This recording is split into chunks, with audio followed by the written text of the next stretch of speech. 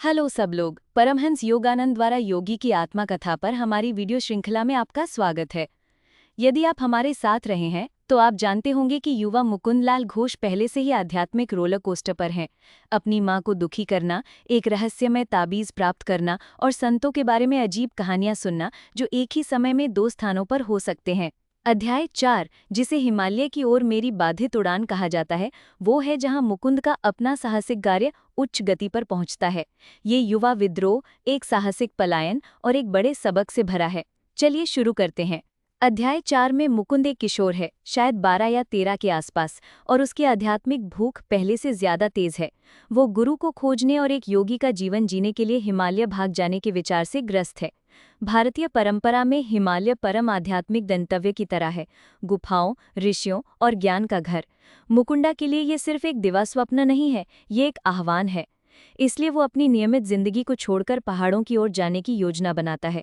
वो अपने बड़े भाई अनंत और एक दोस्त के साथ मिलकर उन्हें अपने इस ग्रैंड पलायन में शामिल होने के लिए मना लेता है। कल्पना कीजिए, युवा लड़कों का एक समूह जो उत्साह और थोड़ी शरारत से भरा हुआ है, ये सोचकर चुपके से निकलता है कि वे हिमालय के सन्यासी बनने वाले हैं। मुकुंद के मन में गुफाओं में ध्यान लगाने और ईश्वर को खोजने का ये रोमांटिक दृष्टिकोण है, लेकिन योजना जल्दी ही पटरी से उतर जाती है। वे ज्यादा दूर नहीं जाते, इससे पहले कि अनंत, जो ज्यादा व्यवहारिक है, पूरे विचार पर सवाल उठाना शुरू कर देता है। जब मुकुंद के परिवार को योजना की भनक लगती है और उसके पिता, सख्त लेकिन प्यार करने वाले भगवती चरण घोष, इसे समाप्त कर देते हैं तो चीजें बिखर जाती हैं। मुकुंद को वापस घर खींच लिया जाता है, उसके हिमालय के सपने रोक दिए जाते हैं। इस अध्याय के बारे में जो बात इतनी संबंधित है वो है मुकुंद की किशोरावस्था की आवेगपूर्णता। वो केवल इसके लिए विद्रोह नहीं कर रहा है, वो किसी गहरी चीज का पीछा कर रहा है। लेकिन वो अभी भी एक बच्चा है, बिना किसी स्पष्ट योजना के जुनून के साथ। कभी कभी ये गड़बड़ और चक्करदार होता है, लेकिन यहीं पर अध्याय गहरा हो जाता है। घर वापस आकर मुकुंद अपने पिता से दिल की बात करता है, जो सच्ची आध्यात्मिकता के बारे में कुछ ज्ञान साझा करते हैं। लाहिड़ी महाशय के शिष्य भगवती मुकुंद को बताते हैं कि हिमालय भाग जाना ही ईश्वर को पाने का एकमात्र तरीका नहीं है। वो कर्तव्य, अनुशासन और दुनिया में रहते हुए गुरु के मार्गदर्शन का पालन करने के महत्व पर जोर देते हैं। ये एक बड़ा क्षण है, क्योंकि ये इस बात का बीज बोता है कि आध्यात्मिकता का अनुसरण वहीं किया जा सकता है जहां आप हैं अभी।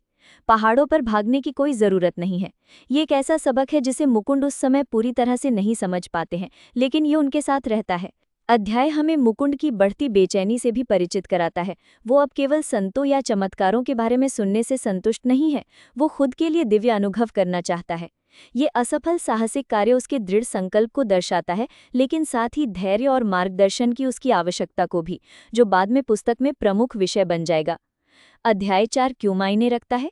ये मुकुंदा के लिए परिपक्वता का क्षण है, जिसमें युवा जोश और गहरी आध्यात्मिक परिपक्वता का पहला संकेत है। ये हमें दिखाता है कि आत्मज्ञान का मार्ग हमेशा भव्य इशारों के बारे में नहीं है, ये सीखने, बढ़ने और यात्रा पर भरोसा करने के बारे में है। साथ ही ये एक बच्चे की एक मज़ेदार कहानी है, जो एक बड़ा स्टंट करने की कोशिश करता है और कठिन तरीके से सबक सीखता है। अध्याय 4 के लिए बस इतना ही। मुकुंदा के हिमालय से भागने के प्रयास के बारे में आपको क्या लगा? क्या आपके साथ कभी ऐसा क्षण आया है जब आप किसी बड़े सपने का पीछा कर रहे थे और आपको पुनर्निर्देशित किया गया? टिप्पणियों में अपने विचार लिखें। इसके बाद हम अध्याय 5 में गोता लगाएंगे, जहां मुकुंद एक आकर्षक आध्यात्मिक व्यक्ति से मिलते हैं। अगले वीडियो में मिलते हैं।